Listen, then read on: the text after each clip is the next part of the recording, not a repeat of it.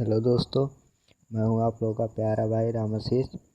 तो आज का जो दोस्तों हमारा टॉपिक है वह है प्रश्नावली 13.1 का पहला क्वेश्चन है। मैं आप लोग को बताऊंगा जो कि दोस्तों कक्षा 10 के विद्यार्थियों के लिए अवेलेबल है।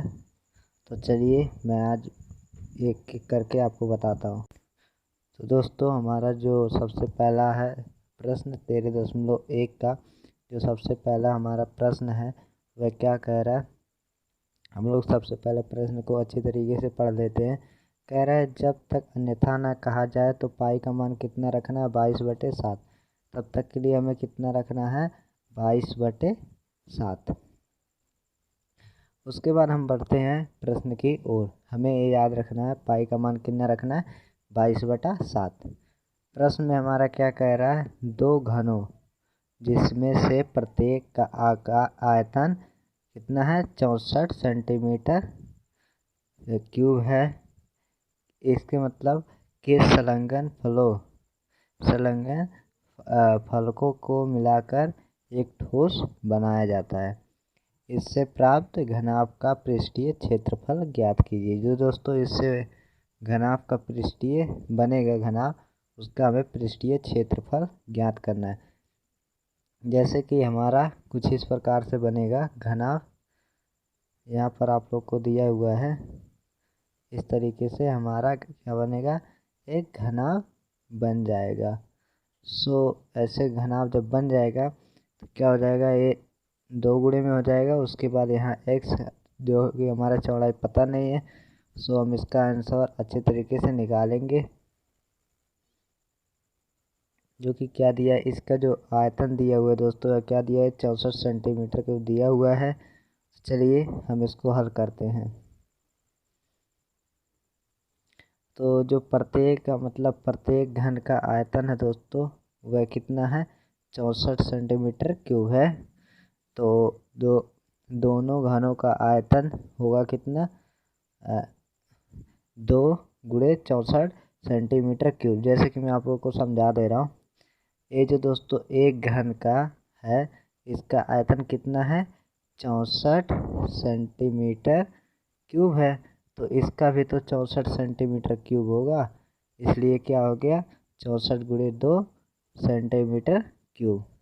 तो आई होप आपको समझ में आया होगा। और तो मान लिया प्रत्येक घन का किनारा तो हमें पता नहीं है कितना है, यानी कि ए जो यहाँ पर दिख रहा है आपको, ए कितना है x मान लिया हमने। तो क्या हो जाएगा x क्यूब बराबर क्या हो जाएगा 64 का जब हम इसको मतलब क्यूब निकालेंगे तो हमारा क्या हो जाएगा 4, यानी कि 4 चौके 16 चौके 64, यानी कि हमारा क्या हो जाएगा x का मान है वह कितना आ जाएगा निकल के 4 आ जाएगा, यानी कि 4 सेंटीमीटर। जो हमारा x का यहाँ मान है दोस्तों वह कितना आ गया 4 सेंटीमीटर। उसके बाद देखते हैं, उतना तो हमारा आ गया। अब परिणामी घनाभ के लिए जो हमारी लंबाई यानी कि L है 2x सेंटीमीटर है, यानी कि देख सकते हैं जो कि हमारा यहाँ पर दिया हुआ था, क्या दिया हुआ है यहाँ x दिया हुआ है, यहाँ 2x दिया हुआ है, यानी यहाँ कितना था इतना, यहाँ हो गया 4, तो यहाँ क्या हो जाएगा 4 गुणे 2 हो जाएगा।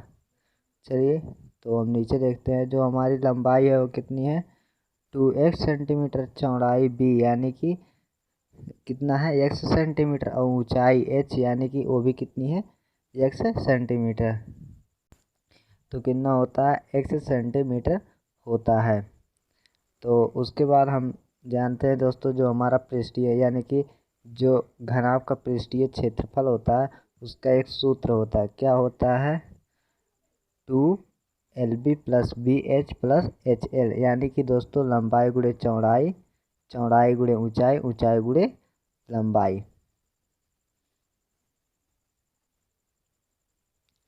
आप लोग जान ही चुके होंगे कि मैं क्या कहना चाहता हूँ।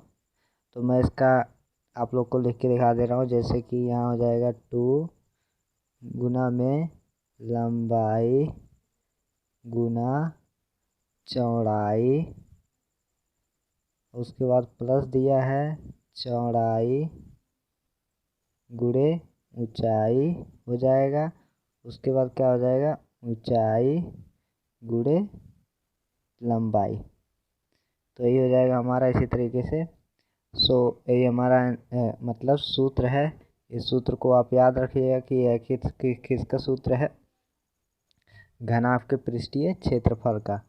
तो जब इसका हम सूत्र लगाएंगे तो क्या हो जाएगा हमारा, गोला आ रहा है, तो यहाँ हो जाएगा 2 और उसके बाद 2x प्लस यानी कि गुणे में क्या हो जाएगा x। उसके बाद जो दोस्तों हमारा है कितना हो जाएगा x गुना x प्लस में क्या हो जाएगा x गुना 2x, यानी कि जो दोस्तों हमारी है क्या लंबाई कितनी है 2x था और चौड़ाई x है। और उसके बाद चौड़ाई कितनी है x है और ऊंचाई भी हमारी कितनी है x है। तो फिर प्लस करके हम क्या लिख दिए, ऊंचाई गुणे लंबाई कितनी है 2x। तो इसी तरीके से हमें इसका मतलब मान रख देना है। यहाँ जब मान रख देते तो हमारा कुछ इस प्रकार से आ जाता होगा, यह आप लोगों ने समझा होगा। उसके बाद दोस्तों हमारा जो दूसरा लाइन में आ जाएगा वह हमारा कुछ इस प्रकार से आ जाएगा। चलिए मैं आपको बताता हूँ। वह हमारा आएगा किस प्रकार से, इस प्रकार से कुछ मैं बता दे रहा हूँ। इस प्रकार से हमारा कुछ आएगा, यानी कि जो दूसरी लाइन है उसी प्रकार से हमारा आएगा।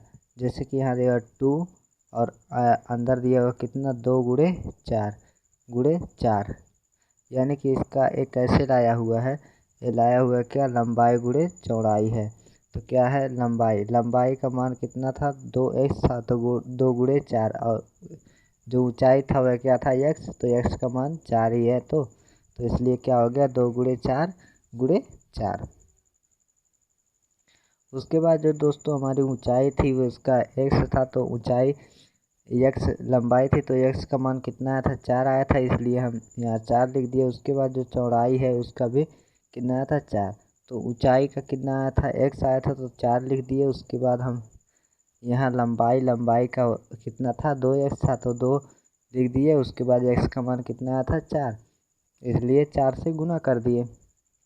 सो हमारा इतना कंप्लीट हो जाएगा ए लाइन भी। उसके बाद हम नेक्स्ट लाइन में देखेंगे।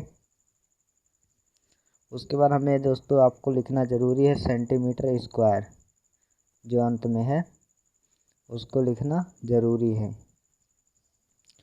उसके बाद दोस्तों देख लेते हैं हमारा जो नेक्स्ट लाइन है वह कौन सी है।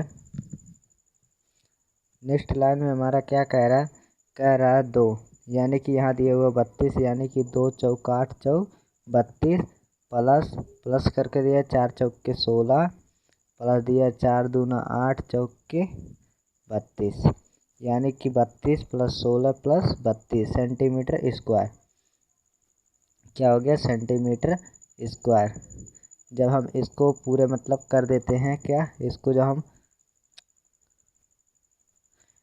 जब हम क्या कर देते हैं जोड़ देते हैं आपस में। जब इसको हम जोड़ेंगे और इस तरह से हम लिख देंगे तो हमारा कुछ ए प्राप्त होगा, यानी कि दोस्तों हमारा 32 है, यानी कि ये जो 32 है और ए 32 64 में 16 जोड़ देंगे तो हो जाएगा कितना, हमारा पूरा हो जाएगा कितना 80 हो जाएगा। 80 में जब 2 से हम गुणा कर देंगे तो कितना हो जाएगा हमारा 160, यानी कि 160 सेंटीमीटर हो जाएगा। जब इन तीनों को जोड़ते हैं यानी कि 32 64 प्लस 16 यानी कि कितना हो जाएगा हमारा 80, तो 2 से गुना कर देंगे क्योंकि 2 बाहर है, इसलिए 2 से जब गुना करेंगे तो 80 दूना 160 यानी कि 160 सेंटीमीटर। तो जो दोस्तों हमारा क्या था, ये पूरे घनाभ का जो हमारा क्षेत्रफल वह कितना है पूरा 180 सेंटीमीटर का है। सो आई होप आप लोग को ये प्रश्न समझ में आया होगा। दोस्तों ये वीडियो अच्छी लगे तो आप लोग लाइक कीजिएगा और इस वीडियो को अपने दोस्तों के साथ शेयर ज़रूर कीजिएगा। 13.1 का दूसरा प्रश्न देखने के लिए दोस्तों हमारे डिस्क्रिप्शन में जाएं या हमारे देख लीजिए नीचे आ रहा है वीडियो, तो आप लोग देख सकते हैं। नहीं आ रहा तो मेरे डिस्क्रिप्शन में जाएं, इसका लिंक आप लोग वहां पा जाएंगे। चलिए तब तक के लिए बाय बाय। अगले वीडियो में मिलते हैं। अपने इसे अपने क्लासमेट्स के साथ शेयर जरूर करें। जय हिंद, वंदे मातरम।